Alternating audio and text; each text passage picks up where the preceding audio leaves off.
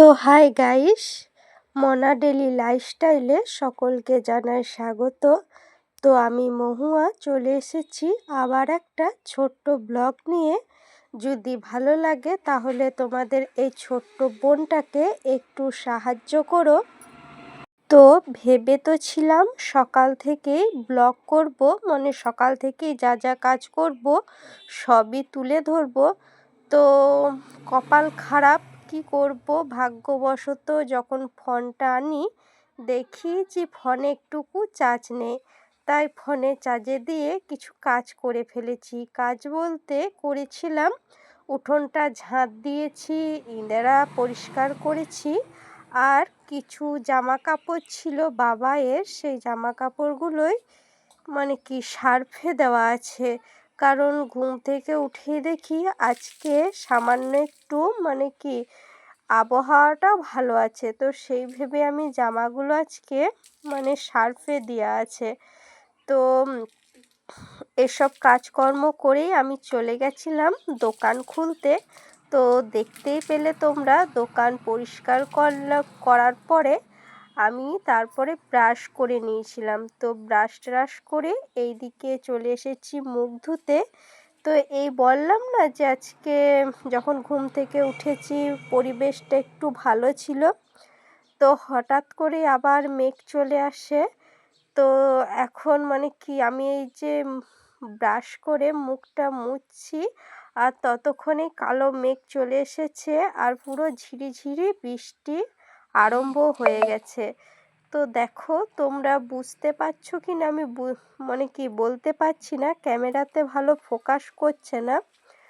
তো বৃষ্টি পড়ছে, তো কি করব, বৃষ্টি পড়ছে তাতে আমি মাথাতে গামছা ঢাকা নিয়ে জামা কাপড়গুলো কাচতে চলে এসেছি। যেহেতু ভিজিয়ে রেখে দিয়েছি তো কাচতে তো হবে, কিছু করার নেই। তো যখন জামা কাপড় কাচতে আসি মানে কি প্রচণ্ড পরিমাণে বৃষ্টি চলে আসে, ওই জন্য আমি আর কাচার ভিডিও করতে পারিনি। আমি সমস্ত কিছু নিয়ে বাথরুমের ভেতরে চলে গেছিলাম। যদি না যেতাম তাহলে আমি পুরো ভিজে যেতাম। আর মানে কি বলবো, ভাবলাম সকাল থেকে যখন উঠলাম ভাবলাম আজকে হয়তো একটু রোদ করবে, জামাগুলো শুকিয়ে যাবে। তো কিছু করার নেই, কী যে করবো, অনেকগুলোই জামা আছে, প্রায় 3-4 দিন হয়ে গেল বাবা এই জামাগুলো কাচিনি রোদের জন্য। তো আমার পুজো দেওয়া হয়ে গেছে এখন। এই যে মহাদেবকে স্নান করিয়ে সাজিয়ে পুজো দিয়ে দিয়েছি। আর এই এখনো ফুল আছে, তোমাদের দাদা ভাই পুজো করবে। তো দেখো এই হচ্ছে বজরংবলী, এই হচ্ছে আমাদের গণেশ মহারাজ, আমাদের মা কালী, আর এখানে আছে বাবা মহাদেব, আর এই যে এটা হচ্ছে নন্দী মহারাজ। তো চলো এখন ভাতটা নামাবো। ভাতটা বসিয়েই আমি পুজো দিতে এসেছিলাম। তো ভাত আমার হয়ে গেছে, এখন ভাতটা নামিয়ে নিই, পরে আবার দেখা হচ্ছে। তো ভাতটা তো আমার আগে হয়ে গেছিল। তো পুজো দেওয়ার পরে আমি এদিকে চলে এসেছি ভাতে ফেনা ঝাড়াতে। তো যেটা বলছিলাম, ওই যে কাপড় কাচতে কাচতে আমি তো পুরো ভিজে গেছিলাম, মানে কি সামান্য ভিজে গেছিলাম। তারপরে তাড়াহুড়ো করে বাথরুমে ঢুকে গেছিলাম। তো বাথরুমের ভেতরে জামা কাপড়গুলো কাচাকাচি করে একবারে স্নান সেরে রেডি হয়ে এদিকে চলে এসেছিলাম ভাতটা বসাতে। তো গ্যাসে আমি ভাতটা বসিয়ে চলে গেছিলাম ঠাকুরকে পুজো দিতে। তো ঠাকুরকে পুজো দিতে দিতে এদিকে আমার ভাত হয়ে গেছিল, কিন্তু যেহেতু আমরা প্রেসার কুকারে ভাত করি ওই জন্য মানে কি ভাতটা তাড়াতাড়ি হয়ে যায়। তো পুজো দেওয়ার পরে আমি এদিকে ভাতে ফ্যান ঝরিয়ে এখন এদিকে চলে এলাম ভেন্ডি বুনতে। তো দেখতেই পেলে আমি ভাতে মানে কি ফ্যানটা ঝরতে দিলাম, কারণ যদি একটু ফ্যানটা ঝরতে দিই তাহলে ভাত থেকে সমস্ত ফ্যানই বেরিয়ে যায়। এতে কি হয় মানে কি ভাতটা একটু ফ্যান ফ্যান হয় না। আর আমি যদি অনেকে সামান্য একটু ঝরিয়ে যদি ভাতটা তুলে নিই তাহলে একটু ফেনা ফেনা থাকে। তো প্রথমে তো ভেবেছিলাম করলা ভাজা করব, তো সেটাই ঠিক হয়েছিল। তো তাতেই মা দেখছি কচি কচি ভেন্ডি নিয়ে এলো। তো ভাবলাম যে যখন ভেন্ডিটা নিয়ে এসেছে তো আজকে ভেন্ডিটাই ভাজা হোক, কালকে নয় করলাটা ভাজা হবে। যেহেতু ভেন্ডি জিনিস, ভেন্ডি যদি রেখে দাও না একটু মানে কি কচকচে টাইপের হয়ে যায়। তো যেহেতু আজকে টাটকা ভেন্ডি তো আজকেই ভেজে নিই। তো ভেন্ডিটা আমি পেঁয়াজ কুচি দিয়ে বানাবো। আর আমি মায়ের মুখ থেকে শুনেছিলাম যখন ছোট ছিলাম যে ভেন্ডি যদি আগে জলে ধুয়ে দেওয়া হয় তাহলে অতটা ল্যাল ল্যাল করে না। ওই জন্য আমি আগেই ভেন্ডিটা ধুয়ে নিয়েছিলাম। তো এদিকে আমার মানে কি ভেন্ডিটা কুচোনোর পরে আমি মাছ ভাজতে চলে এসেছিলাম।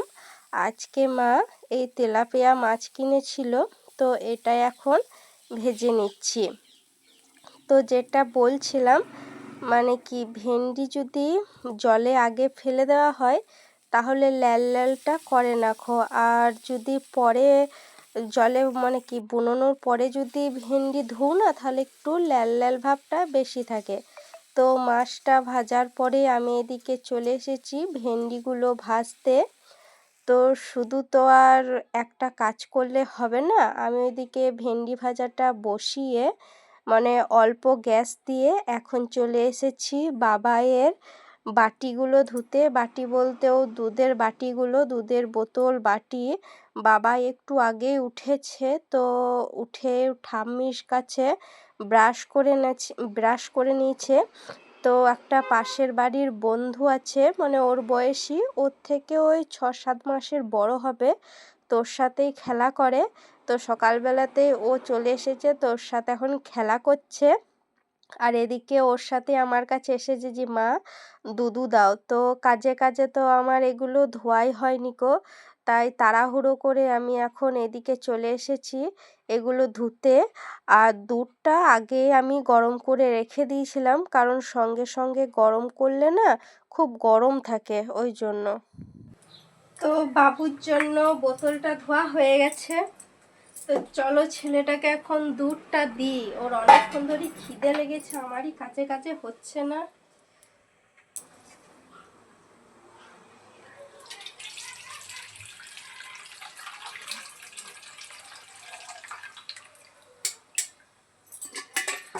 যেহেতু বোতলে খাই তো ওই জন্য দুধটা ছেঁকে দিতে হয়, ছেঁকে না দিলে কি হয় সর আটকে যায়।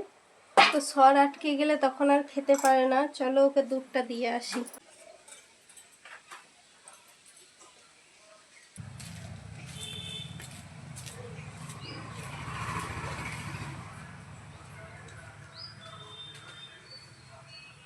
তো বাবাইকে ওই ঘরে দুধ দিতে গেছিলাম।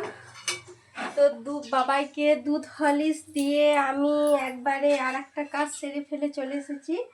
সেটা হচ্ছে বিছানাটা তুলে একবারে চলে এসেছি, কারণ বাবাই যেহেতু সবারই লাস্টে উঠেছে তো এই জন্য বিছানাটা পড়েছিল। তো বিছানাটা তুলে চলে এলাম। আর এদিকে দেখো আমার পাটের শাকটা সেদ্ধ হয়ে গেছে। এখন এটা মানে কি রসুন লঙ্কা দিয়ে ফোড়ন দেবো। তো চলো এটা এখন ফোড়ন দিই। তো এখন 11টা 10 বাজে। আমার রান্না বান্না সমস্ত কিছু কমপ্লিট হয়ে গেছে। গ্যাস, তারপরে আশেপাশে জায়গা মোছা পরিষ্কার করা হয়ে গেছে। তো এখন যে রান্না করার পর যে বাসনগুলো বেরিয়েছে ওগুলো মাজবো গা। আর কি কি রান্না হলো চলো তোমাদেরকে এক ঝলক দেখিয়ে দিই। এইখানে আছে পেঁয়াজ দিয়ে কি বলে ভেন্ডি ভাজা, এটা আমড়া সেদ্ধ, আর বাবাইয়ের জন্য একটা মাছ ভাজা, আর আমাদের জন্য হয়েছে এটা মাছ ঝালদা। এখানে আছে পাটের শাক, আর এটা হচ্ছে টমেটো আলুতে পোস্ত।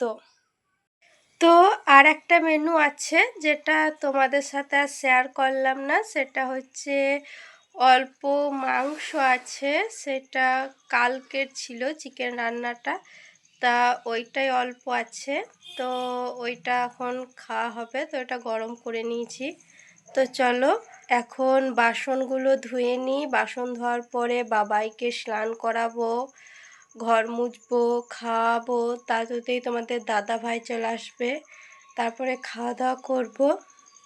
তো পরে আবার দেখা হচ্ছে, এখন রাখি। তো হ্যালো বন্ধুরা, এখন বাজে 11:30 মতো। তো দেখতেই পেছ বাবু চান হয়ে গেছে, তো বাবু চান টান করে এখন রেডি করছি। আর আমি নিজে দেব। তুমি নিজে করবে? তুমি নিজে পারবে? পারবো। ঠিক আছে, হচ্ছে? চলে আসো চলে আসো চলে আসো। বেশ, এবার আমি করে দিচ্ছি, দাও বসো এখানে। কি করছি দেখুন দেখুন,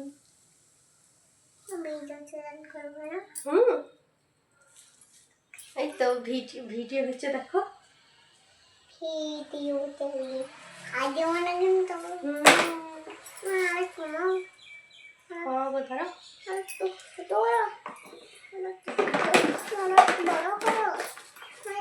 এখন বড় করবো না, এখন বসে রয়েছে না, দাঁড়া টিপ্পাটা দিয়ে দিই দেখি, নড়ো না।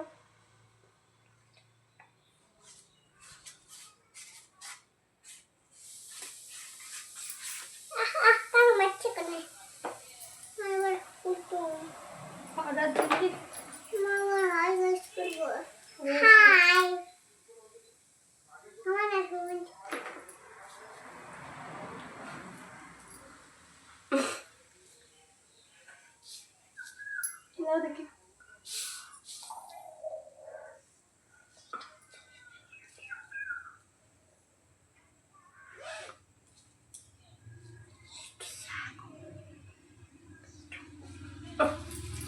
তো এই যে বাবাই রেডি হয়ে গেছে। তো এখন আমি ঘরটা মুছে নিই, মোছার পরে বাবাইকে ভাত খাওয়াবো গা।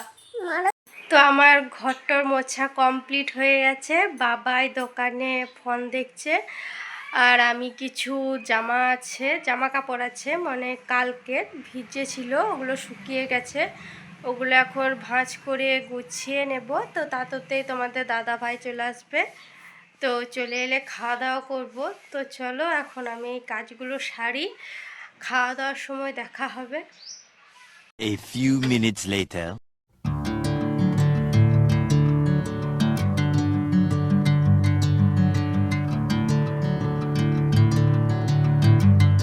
তো আমরা ভাত খাওয়ার পর এখন মা বেটাতে চলে এসেছি পেয়ারা মাখা খেতে। তো পাশের বাড়ির একটা মাসি দিয়ে গেছিলো 2টো পেয়ারা, তো ওটাই এখন আমরা মা বেটাতে ভাগ করে খাচ্ছি। তো বন্ধুরা, পেয়ারা মাখা খেয়ে এত ঝাল লেগেছে, কান দিয়ে পুরো ধোঁয়া উঠছে। এত ঝাল তো আমরা খাই না, পুরো গাছের একটা লঙ্কা দিয়ে দিয়েছি, এত ঝাল, পেট পুরো জ্বালা করছে, জিভ পুরো জ্বলে যাচ্ছে, কি ঝাল কি ঝাল।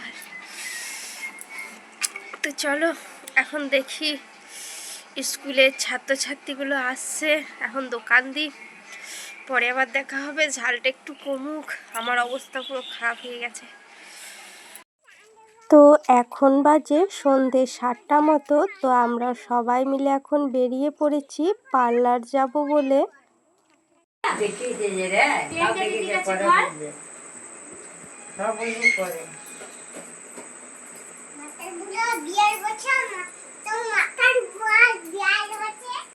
তো এই যে দেখতেই পাচ্ছ আমরা পৌঁছে গেছি পার্লারে, মানে গ্রামের মধ্যে বাড়ির মধ্যেই করে একজন। তো আমার বন্ধুর মা, ও আইব্রু করবে, তো ওর সাথে আমি এসেছি। 1 hour later. তো এখন বাজে রাত্রি 9টা। তো বিকেলবেলাতেই তোমাদের দাদা ভাই আমাকে বলে রেখেছিল আজকে ভাত খাবো না, আজকে একটু ঘুগনি বানিও, রাতে মুড়ি খাবো। তো আমি বিকেলেই কলাই ভিজতে দিয়ে দিয়েছিলাম, তো এখন চলে এসেছি ঘুগনি বানাতে। তো দেখতেই পাচ্ছ তোমাদের সাথে গল্প করতে করতে আমি কিন্তু ঘুগনিতে জল দিয়ে দিয়েছি। তো আমার ঘুগনিটা ওইদিকে হতে থাক, আজ রাতে আর ভাত খাবে না, মুড়ি খাবে, ওই জন্য ঘুগনি বানাচ্ছি। তো আজকে মতো ভিডিওটা এখানেই শেষ। যদি ভালো লাগে তাহলে তোমাদের এই ছোট্ট বোনটাকে একটু সাহায্য করো। তো টাটা, কাল দেখা হবে নতুন একটা ভিডিওর সাথে। তো সাথে থেকো, পাশে থেকো। Bye bye, good night.